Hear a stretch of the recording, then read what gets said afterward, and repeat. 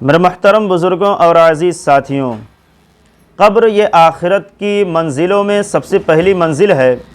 اللہ کے رسول صلی اللہ علیہ وسلم نے ایک حدیث کے اندر فرمایا کہ قبر جنت کے باغوں میں سے ایک باغ ہے یا جہنم کے گڑھوں میں سے ایک گڑھا۔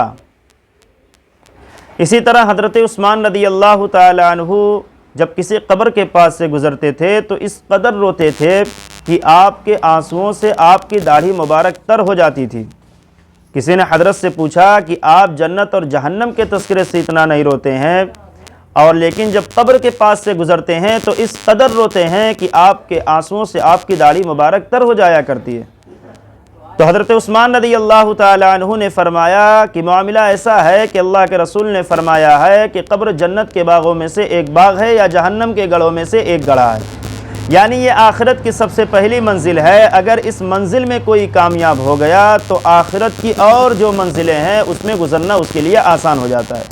لیکن اگر کوئی اسی منزل میں پھنس گیا، یعنی قبر کی آزمائش ہی میں پھنس گیا، تو پھر آگے کی جو منزلیں ہیں اور راستے ہیں اس کے لیے کٹھن سے کٹھن تر ہوتی چلی جاتی ہیں۔ اس لیے قبر کو دیکھ کر مجھے اتنا رونا آتا ہے۔ لیکن آج میرا معاملہ اور ہم سب کا معاملہ یہ ہے کہ ہم قبر اور آخرت کی زندگی سے بالکل غافل ہیں۔ کیوں؟ اس لیے کہ شیطان ہمیں طرح طرح اور اسی طریقے سے نئے نئے طریقے سے بہکاتا ہے۔ وہ ہمیں یہ سمجھانے کی کوشش کرتا ہے کہ ابھی زندگی بہت باقی ہے، ابھی من مانی جیسی چاہو زندگی گزار لو۔ امام غزالی رحمۃ اللہ علیہ نے ایک مثال کے ذریعے اس بات کو بہت ہی زبردست انداز میں سمجھایا ہے۔ امام غزالی رحمۃ اللہ علیہ فرماتے ہیں کہ ایک بادشاہ تھا جس کے پاس ایک بہت بڑا باغ تھا، اس باغ کے کئی حصے تھے۔ اس بادشاہ نے کیا کیا، ایک آدمی کو بلایا اور اس کے ہاتھ میں ایک ٹوکری دی اور اس سے کہا کہ اس باغ کے اندر جاؤ اور اس میں سے پھل توڑ کر لاؤ، لیکن ایک شرط ہے۔ وہ شرط کیا ہے؟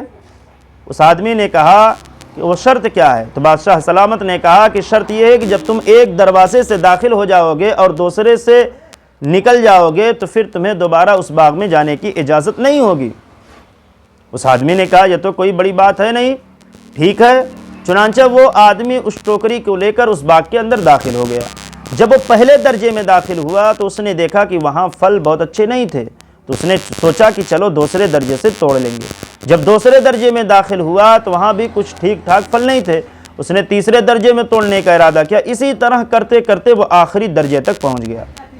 جب وہ اس باغ کے آخری درجے میں پہنچا تو اس نے دیکھا کہ وہاں پھل ہی نہیں ہے، اور وہ افسوس کے ساتھ اور شرمندگی کے ساتھ خالی ٹوکری لے آ کر بادشاہ کے سامنے حاضر ہوا۔ امام غزالی رحمۃ اللہ علیہ فرماتے ہیں کہ اس کی مثال ایسے ہی ہے کہ جیسے اس دنیا کے اندر اللہ تعالیٰ نے ہمیں حکم دیا ہے کہ روزانہ کوئی نہ کوئی نیک عمل کرو، لیکن ہم سوچتے ہیں کہ کل سے نیک بن جائیں گے، پرسوں سے نیک بن جائیں گے، پرسوں سے نیک والے اعمال کریں گے۔ تو یہ شیطان اس طرح بہکاتا ہے، اور پھر ایک دن یہ آتا ہے کہ اللہ تعالیٰ فرماتے ہیں فَإِذَا جَاءَ أَجَلُهُمْ لَا يَسْتَأْخِرُونَ سَاعَةً وَلَا يَسْتَقْدِمُونَ، کہ جب اس کی موت کا وقت آتا ہے تو نہ ایک سیکنڈ آگے اور نہ پیچھے، بلکہ اسی وقت اس کی روح کو اس کے جسم سے نکال لیا جاتا ہے۔ تو میرے عزیزو، جب موت کا یہ معاملہ ہے تو پھر ہم آخرت اور قبر کی زندگی سے کیوں غافل رہیں؟ میرے عزیزو، قبر کا معاملہ بھی بڑا عجیب ہے۔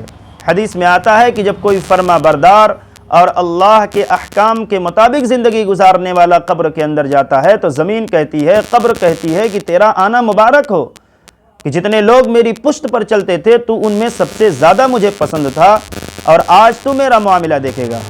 چنانچہ حدیث میں آتا ہے کہ جہاں تک اس مردے کی نگاہ جاتی ہے زمین کشادہ ہو جاتی ہے، اور اس کے لیے جنت کی کھڑکی کھول دی جاتی ہے جہاں سے ٹھنڈی ٹھنڈی ہوائیں آتی ہیں، اور اس سے کہا جاتا ہے کہ سو جاؤ۔ لیکن جب کوئی نافرمان، کوئی گنہگار اور کوئی اللہ کو ناراض کرنے والا اس دنیا سے جاتا ہے تو زمین کہتی ہے کہ تیرا آنا نامبارک ہو، جتنے لوگ میری پشت پر چلتے تھے، میری پیٹھ پر چلتے تھے، ان میں تو مجھے سب سے زیادہ ناپسند تھا، اس لیے آج تو میرا سلوک بھی دیکھے گا۔ چنانچہ حدیث میں آتا ہے کہ زمین اس کو اتنی تیز دباتی ہے کہ ایک طرف کی پسلی دوسرے طرف میں گھس جاتی ہے۔ اللہ ہم سب کی حفاظت فرمائے۔